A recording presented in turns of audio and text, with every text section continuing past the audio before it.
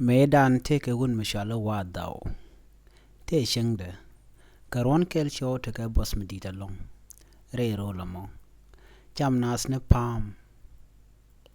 A chitanat wunirolo to kokien.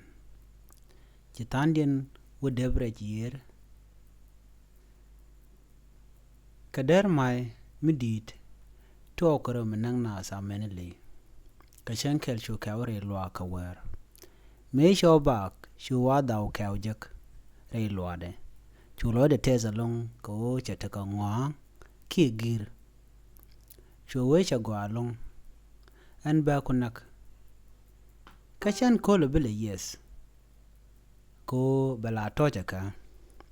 Show loada gak show mudakan.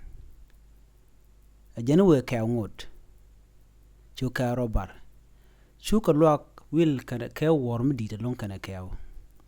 Meshi ka jan. Show kaw ro jagwas. Mabara rode.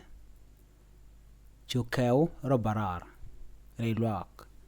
Show wada we. Telembele nyok kangat.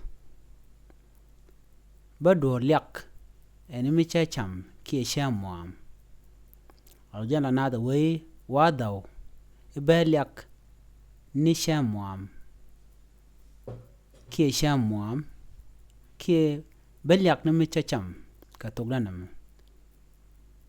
Ko changes nimi kene cham na wen.